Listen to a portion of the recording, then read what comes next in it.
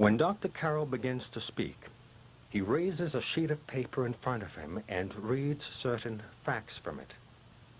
The white sheet of paper prominent in the middle of the screen is a distraction for the eyes to lock onto in order to cause the hypnotic state of mind while information is programmed to the audience verbally. Dr. Carroll delivers his lines with a hypnotic rhythm that is punctuated by changes in pacing, volume, and tone, just like a hypnotist. He speaks with authority and looks into the camera and into the eyes of the audience.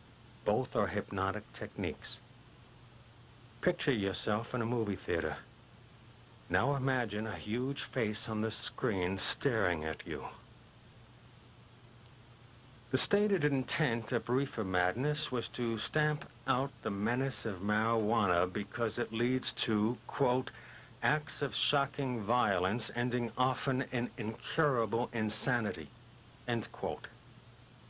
In contrast, young people are shown having a good time smoking marijuana, dancing, kissing, and retreating to the bedroom. By showing young people having a good time smoking marijuana, Reefer Madness encouraged young people to at least try it. By telling the story of normal kids going berserk because of marijuana, Reefer Madness scared older people into demanding that something be done. This movie was part of a well-orchestrated propaganda campaign that included newspapers, magazines, and radio. In 1937, about a year after the release of the movie, the Marijuana Tax Act was signed into law, with a major effect being to drive prices up for marijuana to make its cultivation and distribution profitable.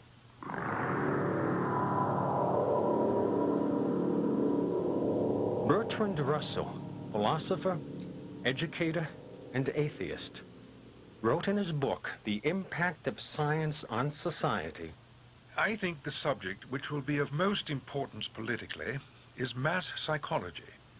Its importance has been enormously increased by the growth of modern methods of propaganda. Although this science will be diligently studied, it will be rigidly confined to the governing class. The populace will not be allowed to know how its convictions were generated. There could be no effective propaganda without mass media.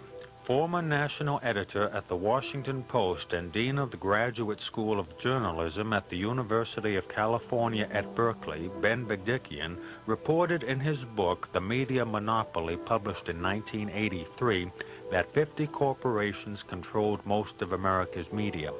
When the second edition of the book was published in 1988, that number shrank to 29. In the third edition, published in 1990, the number shrank further to 26. The consolidation of ownership of the press, publishing, radio, television, and film makes the coordination of propaganda possible. The primary means for controlling people is the absolute control of information. Men in power often withhold information for selfish ends. They often present false information as a diversion for the same reason. Words can inform or misinform. What people think can be controlled by controlling information. Schools are institutions commanding trust, respect, and confidence. Picture a child studying in school, reading a book. The printed words are a distraction for the eyes to lock onto. The mind focuses on the content of the book.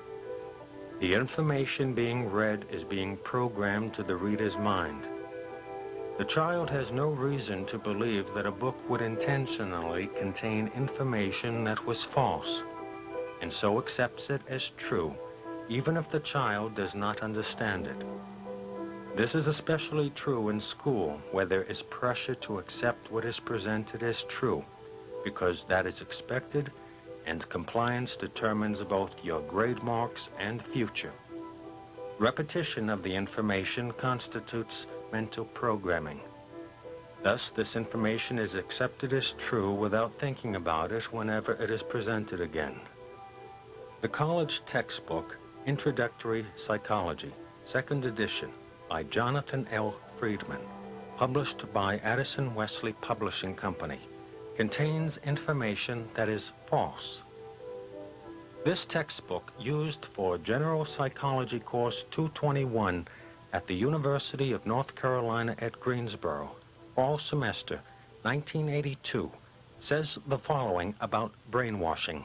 Some people who talk about brainwashing seem to believe that it involves extremely powerful methods that are almost irresistible. However, there is no evidence to suggest the existence of any such methods. In fact, the attempts at brainwashing we know about were not especially successful. This is contrary to numerous documented reports, both academic and governmental, particularly official findings regarding brainwashing of POWs in Korea. There could be no effective propaganda without education. In the early 1900s, there began a dramatic shift in emphasis in American education from intellectual development to socialization. The goals of education became political and social rather than academic. This was due in large part to John Dewey, who denied the existence of God and moral absolutes. As a result, the concept of right and wrong was removed from the schools, leading to a multitude of problems witnessed today. Professor Dewey based his educational reforms on the experimental psychology developed at Leipzig University by Wilhelm Wundt. Professor Wundt believed that man had no spirit. In his view, man was only a stimulus response animal. This kind of thinking led to the principles of conditioning developed by Ivan Pavlov and behavioral psychologists John Watson and B.F. Skinner. As a result, schools became indoctrination centers designed to bring about a new social order. Education of the young is used to condition them to what comes later, thereby eliminating the difference between propaganda and education. The mind is conditioned with vast amounts of information disguised as facts and knowledge and dispensed for ulterior motives. According to the minute books of the Carnegie Endowment for International Peace, the Carnegie Endowment, the Ford Foundation, the Guggenheim Foundation, and the Rockefeller Foundation worked in harmony for the control of education in America.